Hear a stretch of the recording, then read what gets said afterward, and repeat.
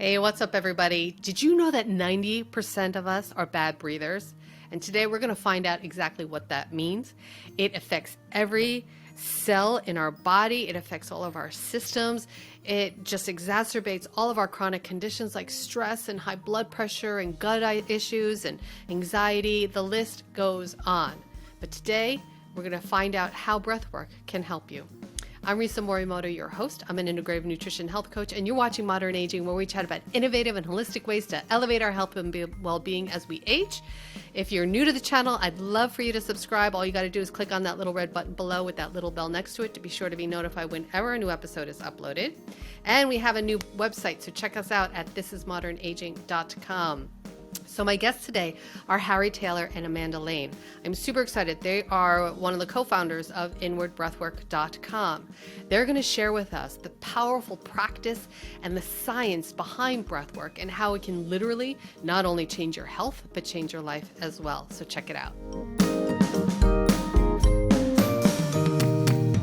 Today we're going to talk about breathwork, and it's so important and so essential, I think, in a time like now where we're all under so much stress. I think a lot of us actually forget to breathe oftentimes, and we forget how vital it is, and then how it can really help us in so many ways. So why don't we kind of just go back to the beginning a little bit, and if you can share how you were introduced to breath work and kind of the philosophy behind it. For sure. Okay. It was probably about, I would say, 5 years ago now when I went to Burning Man for the first time. So Harry and I had been dating for 2 years previous, and then he went to Burning Man for 1 year without me, convinced me to go, and we've now been back for 4 years in a row. And it was at Burning Man, actually in our camp. A campmate of ours was putting on a breathwork class, and I had no idea what it was. I'd never heard it in my life, really, but at Burning Man, you are just, going with the punches, going with everything that's happening, and I was like, hey, fine, let's try it. So Harry and I joined the class. We laid down. We were instructed to lie down, close our eyes, and breathe as he guided us with these counts and this amazing music, and there was massive releases of yelling and a lot of tears, and it was probably Tears. within tears. Yeah, no, it was the wildest roller coaster of my life. So about 40 minutes in of the breath work, I just completely forgot I was breathing, and it became this automatic rhythmic function that was happening. And all of a sudden I started seeing everyone that I felt like everyone that I've met in my life was holding hands with me. And this red, everything looked red, and I had these chains around my arms and ankles that broke free as I went through what felt like this ego dissolution, and I all of a sudden was free of anything that had been holding me down in my life. And I had this new found feeling of, oh my gosh, whoa, this weight off my chest. And we came back and we had a group circle after, and I was a full shell of my former self. I couldn't contain myself. I was really crying, going through a lot of emotion. I just couldn't really grasp or put into words what happened. It felt like one of the most profound moments of my life, and this shift in the way I think has stuck since that day. Yeah, as profound as the experience was, for me, the most profound culminating moment was coming back into that integration circle and just seeing Amanda, the rawness of her face, despite the fact that we had been together for 4 years at that point. I had never seen such raw emotion and just bringing it forth. It was so powerful. Wow. So yeah, it was that moment really for both of us that it was like, wow. That's amazing. And I mean, I guess, and you had already done breath work before, Harry.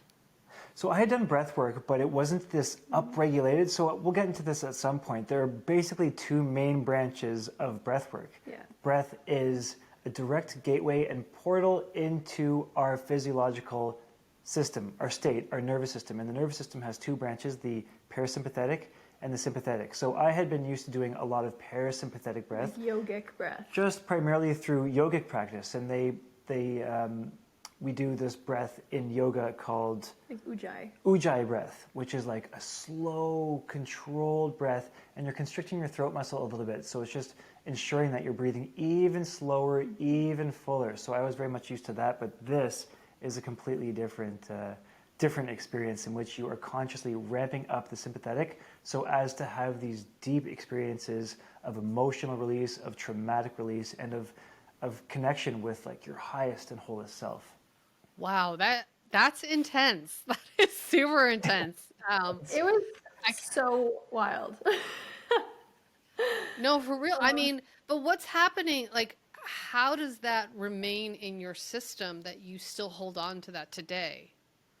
Well, You know, how because did you have such a, I mean, is there something physiologically happening within your body that creates that permanent shift? I mean, I think a for lot of sure. us have, people go to therapy for, decades or whatever, and they'll go to something where they have a temporary feeling, even Burning Man, like they'll go for Yeah. the 4 days or whatever, have a great time, and then once they're home, they kind of revert back to old habits or whatever it may be. So it sounds wild what I'm about to say, but I relate it to almost like how people talk about near-death experiences. It's this experience that you never forget. It's like, whoa, you were totally thrown into a different state. You saw things, you felt things, you don't know where you were, and then boom, you came back. And you hear these stories, and the more we've learned about breathwork and the science behind it and what's happening in the brain is technically mimicking a near-death experience chemically.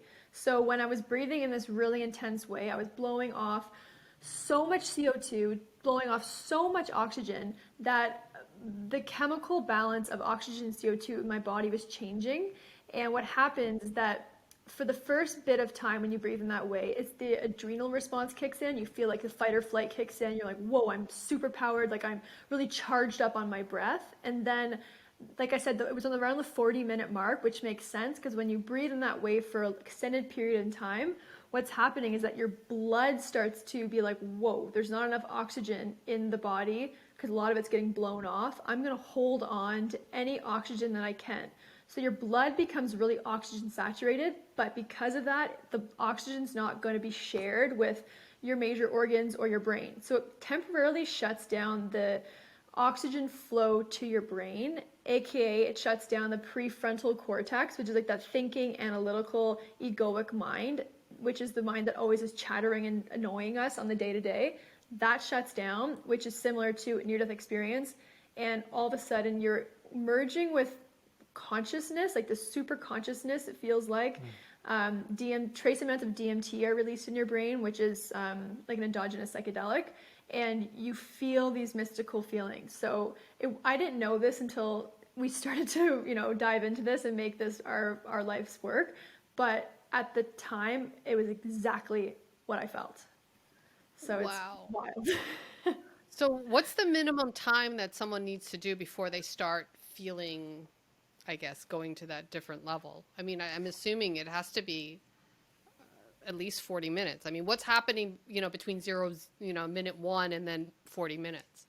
Because that's Yeah, a long so time. I can't imagine breathing, like focusing on breath for that long, to be honest.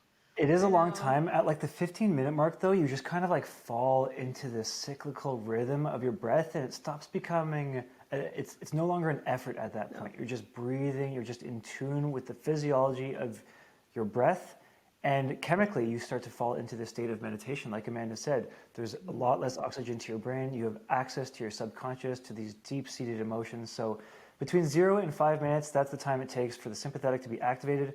Between 5 and 15 minutes is just kind of like the energy, the adrenal response, like I feel really good, I'm ready to get after it. And then between 15 to 40 minutes, I'd say, is when you just kind of like, you go off and you're just sort of like on autopilot and you allow for the super intelligence of ourselves to kind of come into full fruition.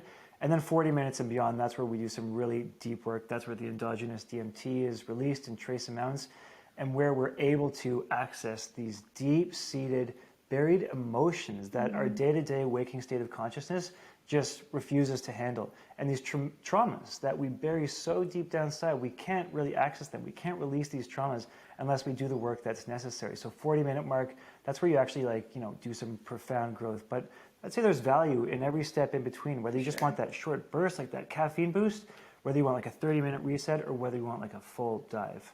Yeah. Yeah, I like to put this into perspective a little bit.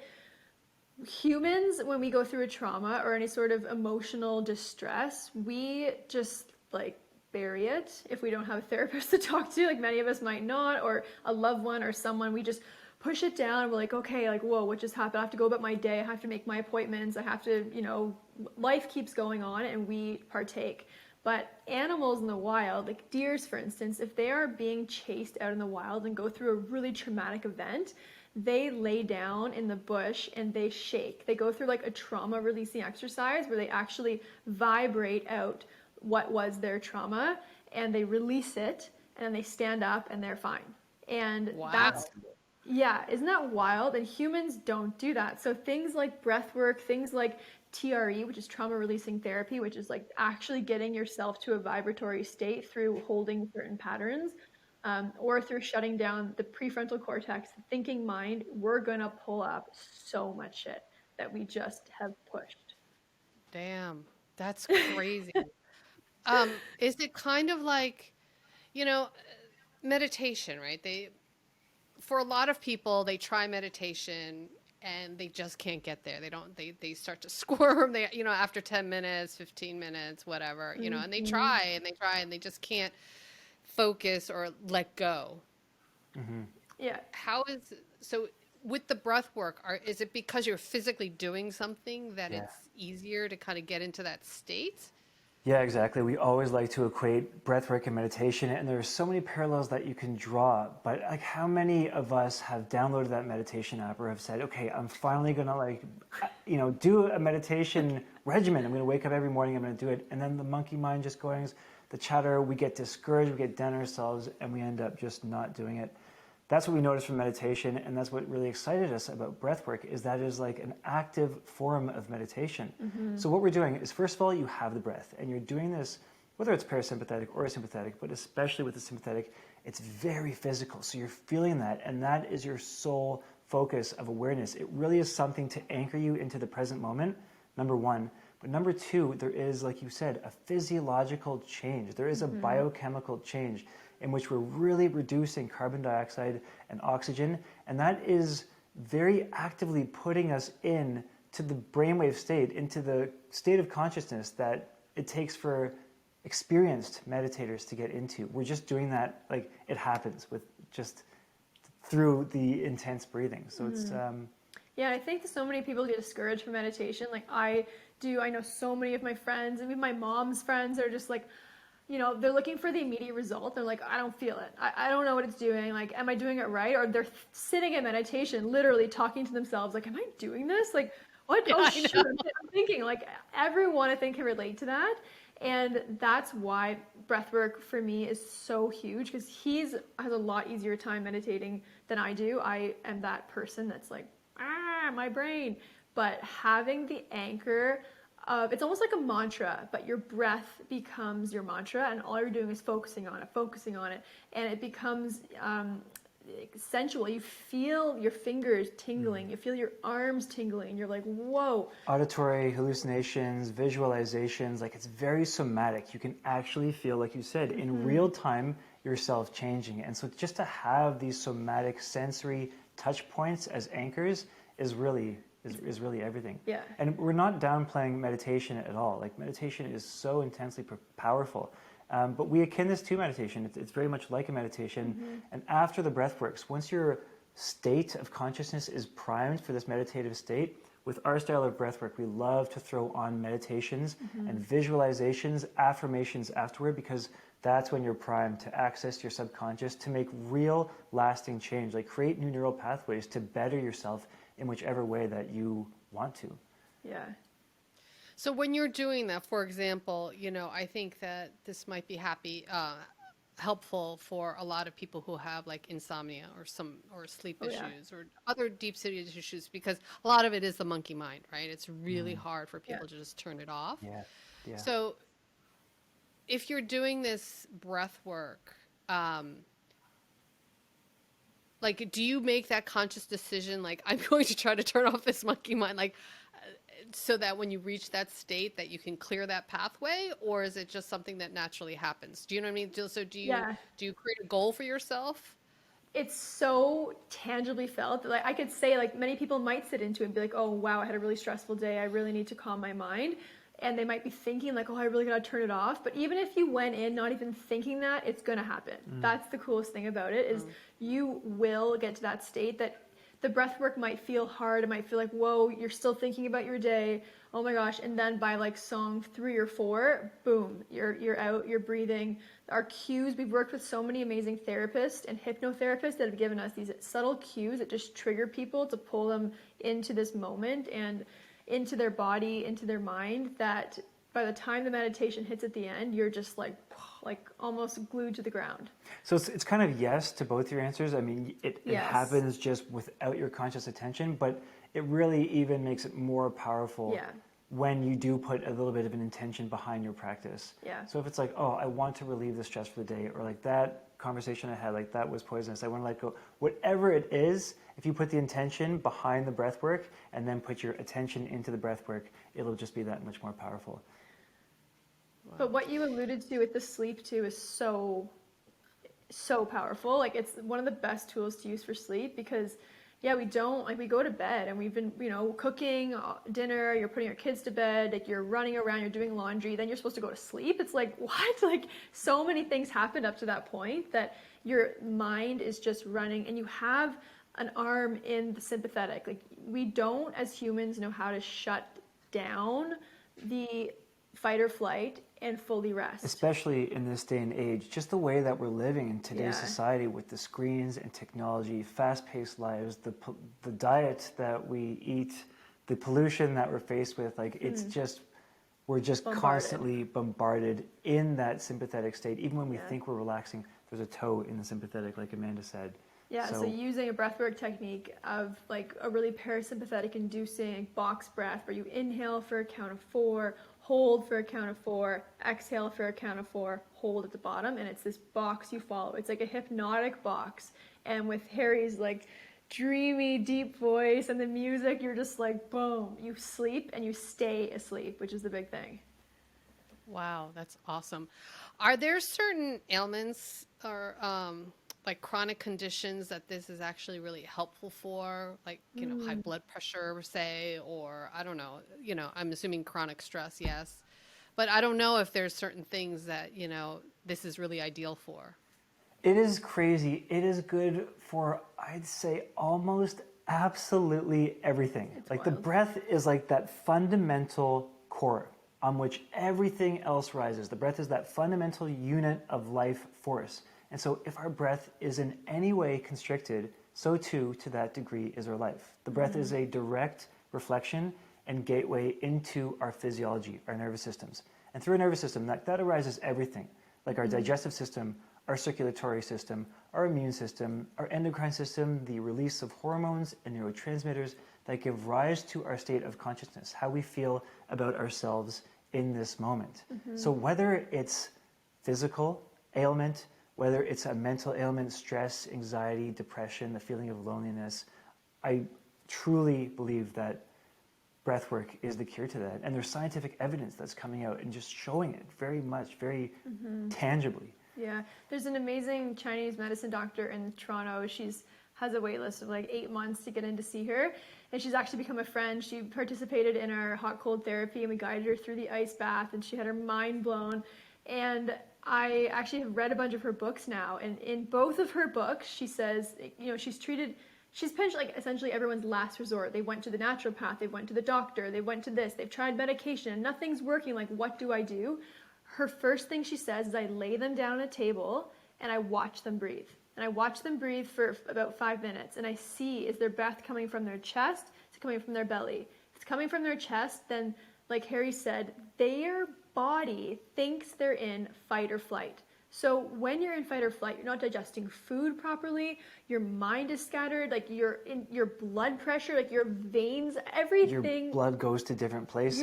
Yeah. You think you're ready to fight. And so your blood has to go to your muscles. It's not going to your brain. It's not going to your Cortisol levels organs. are stressed. Like everything is wrong. And that's the first thing she does. So to your point and to Harry's point, like, yes, high blood pressure, asthma, like mental health, weight gain, like everything starts with the breath.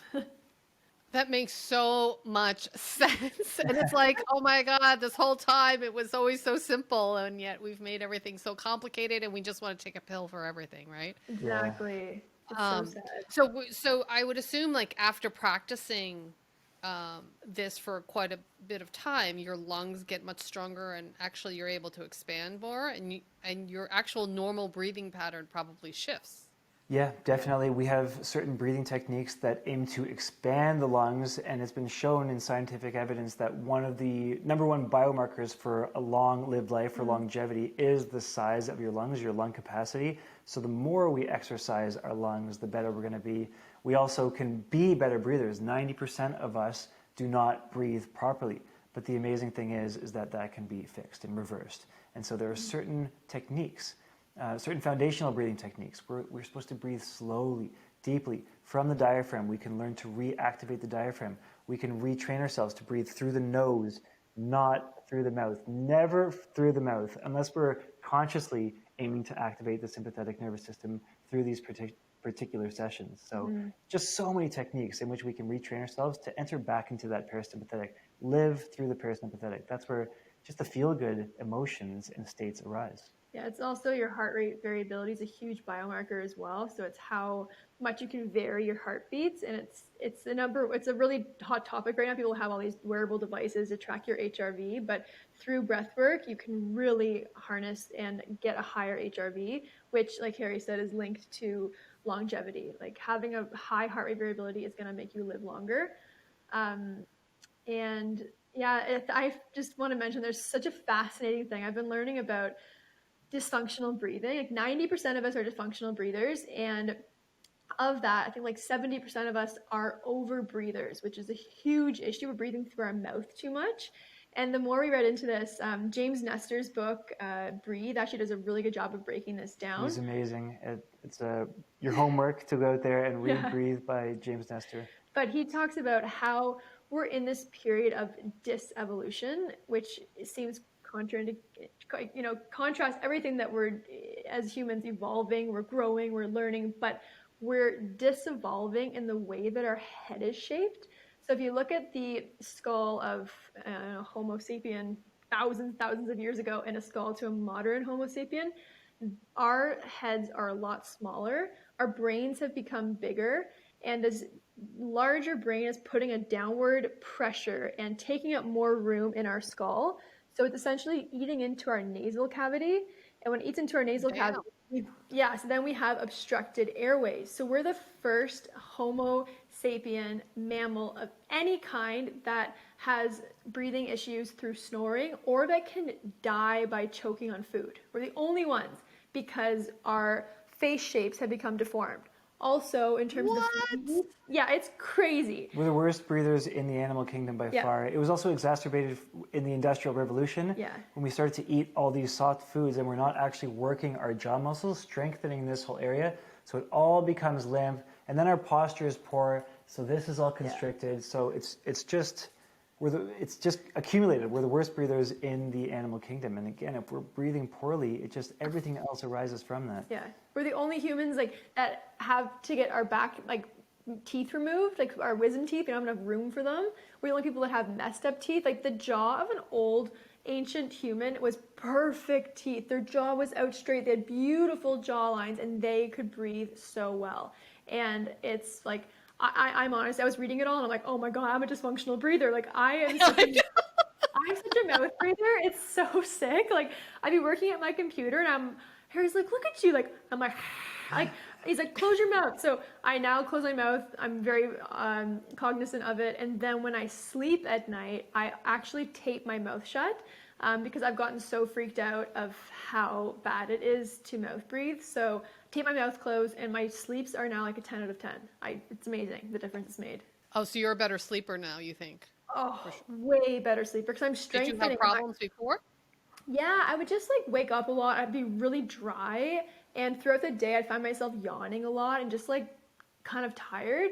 And everything I read, it's like I'm checking off the list of everything that he says would happen if you're a mouth breather. And essentially I'm just retraining myself. So my jaw is small. I know I always have sinus infections. So I'm essentially retraining and doing these techniques to strengthen and open up the passages in my back of my nasal cavity. It's crazy.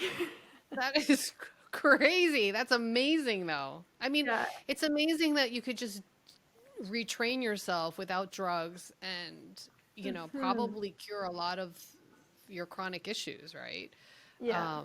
Just through simply breathing. So can you just walk me through something that's very simple for somebody who's like never done it before? Like what's kind of like your base breathing technique that everybody should know and practice every day? Well, I would speak to foundational breath. So we've been Yeah. speaking to upregulated sympathetic breath. You know, those are where you have those profound transcending experiences and transformations. But I would really start, if I was just going to have one lesson with someone who had never done any breath work, to speak to the foundational breathing. What can we do on a day-to-day basis that'll help for us to put us into the parasympathetic in that moment to moment? So number one is you want to breathe through your nose. Mouth breathing is unanimous with entering into the sympathetic. It's you mouth breathe in those moments of fight or flight so that you can take in a lot more air, but we want to breathe in a lot less air. We're chronic overbreathers, and the nose has 5 times more resistance. So just naturally breathing through the nose, you'll be breathing less. Also, the nose acts as an air purifier and a humidifier. It's nature's air purifier and humidifier. It moistens it to the right temperature. It makes it the right humidity, perfect absorption for the body. We also have nitric oxide production in our nose that is so important for vasodilation and for so many other organ functions. So breathe through your nose. The second thing, we've already talked about this, but reiterated a million times over, is the diaphragmatic breath. You want to be breathing deep from your belly and using the diaphragm, which they call the second heart, because it is such a crucial muscle in circulation and in the respiratory system. So you'll know if you're diaphragmatic breathing if your belly rises on the inhale. And you can test that out just by, just playing with me right now. One hand on the chest, one hand on the stomach. Slow breath in. Belly rises first, and then the chest. Most of us, unfortunately, though, are chest breathers. And this is, we have how many? 3 million alveoli in the lungs. Those are the little sacs that transfer oxygen from your lungs into your blood. And of those 3 million, they each have 3 receptors that are sending signals by the second, millions of signals to our brain as to how we're doing. And the chest breathing is just chronically sending signals that we're not okay, that something's not right. Sympathetic is slightly activated. So if we can learn, if we can train ourselves to breathe through our belly, that is everything. Yeah, so a nice exercise is finding a good posture. So you'd sit up straight and make sure your chin is in line, you're not hunched. Sitting up straight, you can close your eyes, and then you want to breathe in through the nose, let the belly fill up first. It might feel difficult at first, like it's definitely practice. And then exhale slowly, and you want to breathe at a coherent breath pace of 5.5 breaths per minute, which is about, how would you count it? You would It's go 5.5 seconds for the inhale. Yes. And 5.5 seconds for the exhale. So you're breathing in. 2, 3, 4, 5, and out. 2, 3, 4, 5. Really slow, gentle breaths. Just so fine that the nostrils the hairs within your nostrils are barely moving. You want it to be gentle and fine. And this might feel so slow for how we normally breathe, and that's a huge indicator to show how shallow, how chesty, how short our breaths normally are, because that's how we should be breathing when we're doing anything like driving, walking, at the computer, cooking dinner, like anything that's happening without you kind of, just automatically, you should be breathing at this slow of a pace. And that's like the number one takeaway. And that's hard. That's really hard because in order to really enact that, we have to be doing that without our conscious attention. We can't always be focusing on the breath. And so that's why we have these practices in play, especially the parasympathetic. They're helping you to train you what it feels like to breathe at that coherent pace. And your body will come hip to it. Wow, I feel so good when I breathe this way. And through enough practice and training, we can train ourselves to fall into this state of coherence where all the parts are working at this coherent level. Wow. This is so amazing. I mean, I already feel my head kind of tingling actually, which is pretty cool. So to wrap things up, I don't know if there's certain things that you want people to take away, but you also have a website where you give on-demand and live classes, breathwork classes. Is that correct? Exactly, yeah. It was actually born out of COVID. We were doing a bunch of online breathworks throughout the summer about a year ago on Zoom, when Zoom was just becoming a thing. And our community was just like, can you send us different lengths, different styles, different recordings? And we realized at that moment that there was a gap in the marketplace. There wasn't a place that people could go and just do breathwork when they wanted, unless it was a live class. There was a company that just had lives and you had to be on that exact schedule. So we took about a month and a half and filmed so much content up out in nature, and we now have, I think, over 150 breathwork videos growing by the day that feature all different lengths and styles and levels if you're introductory or you want to go for the full 60-minute send, with all different facilitators as well. So, and it's at your fingertips. You can do it any time of the day, and it's a really great price point. So we want it to be accessible to, to the masses, to be able to, buy it, use it when they need it, and not stress about it, because it is such a huge practice for mental health as well right now. Yeah, and the thing that I just wanted to speak to for our sessions in particular, like we noticed, of course, there are so many different styles of breathworks out there, but what really differentiates us is that we intend to make it fun and engaging, something that you want to do, where it's like, oh, like I have to do my meditation, I have to do my breathwork. No, this is fun. You are going to want to do it. So we have really good music from DJs that we work with from around the world, the wordage that we use and the guidance, you're able to just fall into a free flow. We have meditations and visualizations, so it's engaging. It's really fun. Yeah. And you guys actually teach. We do. yourself. We're all over the site. Two of the primary facilitators, but we have about a dozen facilitators on there now, each person with their own flair, their own style, their own specific breathwork that they like to work with. Yeah. That's so awesome. Oh my God. And if people want to follow you on social media, where do they find you? Inward Breathwork, so at Inward Breathwork. And we also have live classes. So if you don't want to go to the on-demand, every week on Sunday at 1 p.m. Eastern, we do a live class on Zoom.